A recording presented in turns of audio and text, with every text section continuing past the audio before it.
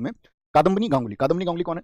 पहली फिजिशियन बनी, या बोलेंगे कि जिन्होंने आपका यूरोपियन मेडिसिन में काम किया, तो वो पहली महिला थी, ठीक है, जो आपका डॉक्टर बनी है। ओके, तो यहाँ पर कादम्बिनी गांगुली जी के बारे में बात करने की जरूरत क्या है? क्योंकि मैंने क्या बोला, पहली महिला डॉक्टर बोले, या फिजिशियन भी आप लिख लेना, फिजिशियन, पहली महिला फिजिशियन थी। ओके, और जो कांग्रेस को भी संबोधित किया था, तो कांग्रेस को संबोधित करने वाली पहली महिला भी यही थी। अब इस समय पर क्या है, महिला एजुकेशन के लिए प्रयास चल रहे थे या नहीं? तो आप सबको मैंने बताया था, कैनिंग के समय पर आपका 3 जगह यूनिवर्सिटी बनाई गई थी हमारे देश में, आप सबको यदि याद हो तो बताएं कौन कौन सी 3 जगह थी?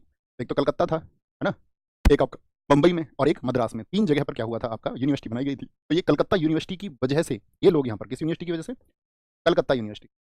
कहाँ से पास हुए थे ये लोग? Calcutta university, Calcutta university. तो इस तरह से जब महिलाओं ने शिक्षा पाली, अब आप इस समाज की सोच देखना। तो एक बंगाल में पत्रिका थी, क्योंकि इनका जब एडमिशन नहीं हो रहा था कादम्बिनी गांगुली का, तो इनके जो हस्बैंड थे उन्होंने बहुत प्रयास किए उनके लिए, है ना, और लड़ाई भी लड़ी, कानूनी दरवाजे तक भी वो गए, और उस तरह से उन्होंने उनका एडमिशन कराया था। उस समय इतनी जिद होती थी, मतलब इतना संघर्ष करना पड़ता था एक महिला को शिक्षा के लिए। तो इनके जो पति थे गांगुली जी, उन्होंने बहुत आगे बढ़ चढ़ करके हिस्सा लिया। आजकल के लड़कों की तरह नहीं कि भाई समाज में पड़ोसी ये कहेगा कि यार इसकी तो पत्नी पढ़ने जाती है, इसकी तो पत्नी पढ़ाई कर रही है, और कल को इसकी पत्नी जॉब करेगी तो कल को समाज ये कहेगा ये तो बहू का खाते हैं, या इस लड़की का खाते हैं, ये तो इसकी कमाई खाते हैं। तो वो उस मानसिकता के लोग अब से आप समझिए 150 वर्ष पहले तक भी शिकार नहीं थे। तो वो व्यक्ति कितने बौद्धिक रहे होंगे, यानी आज 150 वर्ष हो चुके उस घटना को, और अभी भी लोगों का ये माइंडसेट है कि नहीं है? आप बताइए, आप देखते होंगे, कहते होंगे हाँ शादी होगी ठीक है, घर में काम करो, अब क्या पढ़ाई वढ़ाई करने, अब तुम पढ़ाई करने जाओगी तो गांव देखेगा तुमको पढ़ाई करते हुए। लेकिन गांगुली जी ने कहा नहीं, मेरी वाइफ को पढ़ने का अधिकार है और मेरी वाइफ आगे पढ़ाई कर सकती है। तो उन्होंने उसको आगे बढ़ाया बहुत आगे। तो बंगाल में एक पत्रिका आती थी, उसमें बंगवासी, बंगवासी एक साप्ताहिक पत्रिका थी, तो विद्याभूषण उसके संपादक थे। तो उस बंगवासी पत्रिका ने, पता है कादम्बिनी गांगुली के बारे में क्या लिखा? उन्होंने कादम्बिनी गांगुली को लिखा वेश्या, स्पष्ट शब्दों में, ये समाज में एक नई वेश्या है। वेश्या, आप समझ सकते हैं कितना अपमान सूचक शब्द है, जो सारी प्रथाओं, गुलामी की बेड़ियों को तोड़ करके एक लड़की आगे बढ़ी, और उसको उस समय के समाज ने, उस समय की एक प्रसिद्ध पत्रिका ने वेश्या लिख दिया। आप समझिए कि जो लोग ये कहते हैं कि साहित्य शिक्षा से जुड़े हुए हैं, तो वो तो बौद्धिक लोग होते हैं।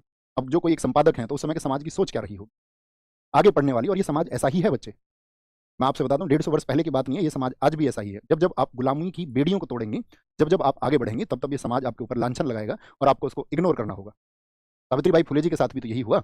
जब ज्योतिबा फुले जी ने स्कूल खुलवाया, उन्होंने कहा कि तुम बच्चियों को पढ़ाओ। शुरुआती दौर में कुछ बच्चियां आई उनके पास पढ़ने, ठीक है, जो पिछड़े वर्ग की बच्चियां थीं, या जिनके पास साधन नहीं थे पढ़ने के, तो उन्होंने पहले उनसे कहा कि भाई आप इनको पढ़ाओ। तो क्या होता था, जब वो रास्ते में जाती थी तो आपने देखा होगा ना, उनके ऊपर कोई गोबर फेंकता था, कोई कंकड़ मारता था, कोई पत्थर मारता था। एक बार तो रोई खूब आकर के ज्योतिबा फुले जी के पास बैठ करके, ये समाज मुझको इस तरह से ताने कसता है, और मैं जो ये कार्य करना चाह रही हूँ, जिस क्षेत्र में मैं सफल होना चाह रही हूँ, या मैं बच्चों को पढ़ाने का ही तो काम कर रही हूँ, तो मैं इस कार्य को करने की अब जो क्षमताएं हैं वो मेरे अंदर नहीं बची हैं। तो ज्योतिबा जी ने उनको आपका एक साड़ी और दिला करके उन्होंने कहा कि तुम ये एक साड़ी और रखो, और ठीक है, रास्ते में तुम्हारी साड़ी यदि गंदी हो जाती है किसी वजह से, तो तुम वहाँ जाकर के अपनी साड़ी बदल के पढ़ा दो, है ना, और गंदी साड़ी को फिर से पहन के आ जाओ। ठीक है, लोगों का तो काम है, जब आप आगे बढ़ेंगे तो आपको रोकेंगे, वो अपनी जितनी भी भर्त्सनाएं हैं, जितनी भी आलोचनाएं हैं, आपके ऊपर थोपने का प्रयास करेंगे। बात समझ गए? तो कभी भी घबराना नहीं है उस एक चीज़ से, जब सोसाइटी में आप आगे बढ़ें तो आपकी उड़ान होती रहनी चाहिए, ये जरूरी बात है। ओके, तो ये उस समय की घटनाएं थी, तो ये हमने आपको बता दी। अब यहाँ पर एक बात और क्या आई, अब हिंदू फीमेल स्कूल हमने आपको बता दिया, और यहाँ पर लिखना ईश्वर चंद्र विद्यासागर जी की जो पुस्तकें थी, ये बहुत इंपॉर्टेंट है। एक पुस्तक तो आज भी चलती है, इस आपका इनकी जो किताब है वो चलती है आपका विद्यासागर जी की, वहाँ बंगाल में। किताब का नाम है वर्ण परिचय, ये बंगाली वर्णमाला के ऊपर है, वर्ण परिचय, वर्ण परिचय। और एक किताब है इनकी रिजु पाठ, रिजु पाठ। कौन सी किताबें लिखी इन्होंने? वर्ण परिचय, वर्ण परिचय, और दूसरी बुक का नाम है इनकी का रिजु पाठ।